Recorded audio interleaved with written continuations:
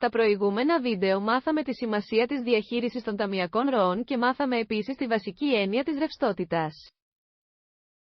Προκειμένου να διαχειριστούμε σωστά τη ρευστότητα, είναι απαραίτητο να είμαστε σε θέση να ταξινομήσουμε τα περιουσιακά στοιχεία με βάση τη ρευστότητά τους. Αυτή η ενότητα θα ασχοληθεί σε βάθος με αυτό το θέμα. Θα μάθουμε επίσης να διακρίνουμε τρία βασικές έννοιες, τον τζίρο, το κέρδος και τη ρευστότητα. Περιουσιακά στοιχεία μιας επιχείρησης μπορούν να ταξινομηθούν με πολλούς τρόπους.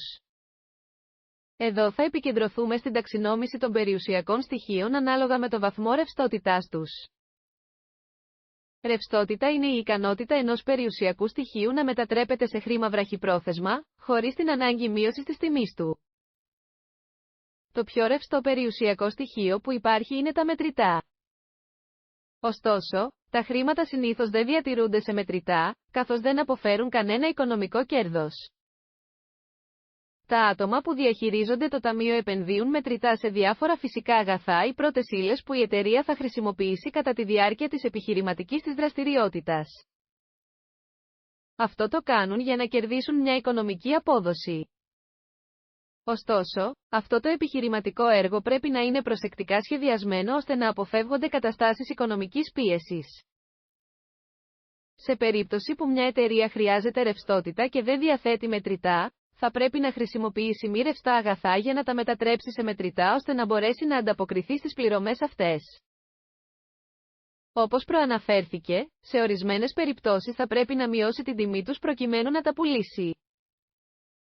Ας δούμε ένα παράδειγμα.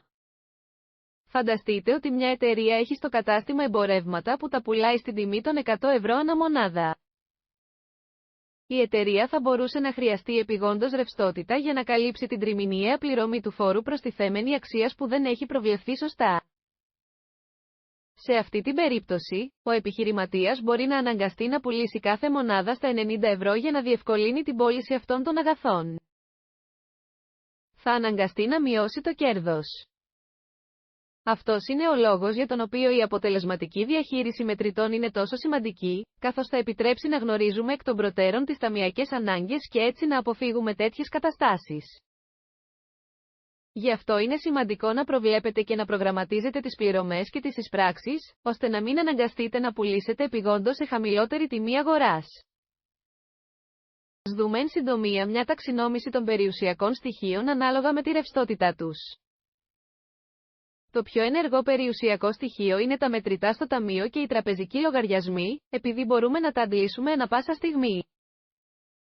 Στη συνέχεια, βρίσκουμε τα περιουσιακά στοιχεία που κατέχονται σε βραχυπρόθεσμες προσωρινές επενδύσεις μαζί με τους οφειλέτες της εταιρείας και τα αποθέματα που η εταιρεία θα μπορούσε να πουλήσει σε σύντομο χρονικό διάστημα.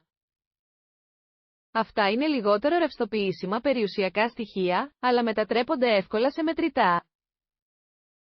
Τέλος, υπάρχουν και άλλα πολύ λιγότερο ρευστοποιήσιμα περιουσιακά στοιχεία, όπως οι μακροπρόθεσμες μόνιμες επενδύσεις ή άλλα χρηματοοικονομικά περιουσιακά στοιχεία.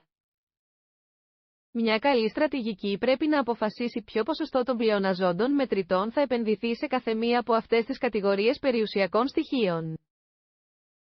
Για να το κάνει αυτό, πρέπει να έχει μια πρόβλεψη των εισπράξεων και των πληρωμών. Διακρίνουμε τώρα τρεις βασικές έννοιες που συχνά συγχέονται. Αυτές είναι οι έννοιες του τζίρου, των εταιρικών κερδών και της ρευστότητας. Ως τζίρος ορίζεται το σύνολο των πωλήσεων που πραγματοποιεί μια επιχείρηση σε μια δεδομένη χρονική περίοδο χωρίς να αφαιρούνται τα έξοδα των πωλήσεων αυτών.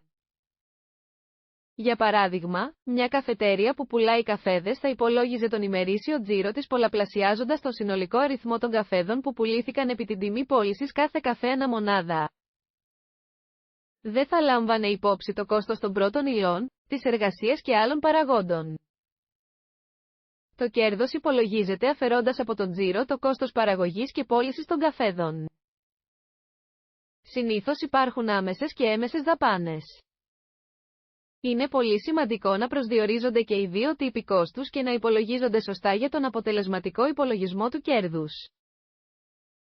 Με τον όρο ρευστότητα, όπως αναφέρθηκε προηγουμένως, εννοούμε τα μετρητά που είναι διαθέσιμα για την κάλυψη των εξόδων και των πληρωμών της επιχείρησης κατά τη διάρκεια μιας χρονικής περίοδου.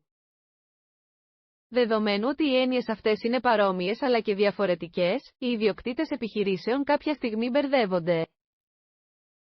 Είναι εύκολο μια επιχείρηση να παρουσιάζει θετικά αποτελέσματα και άρα κέρδη, αλλά ταυτόχρονα να βρίσκεται σε κατάσταση παροδικής μη ρευστότητας με τον αντίστοιχο κίνδυνο και το πρόσθετο κόστος που συνεπάγεται αυτό.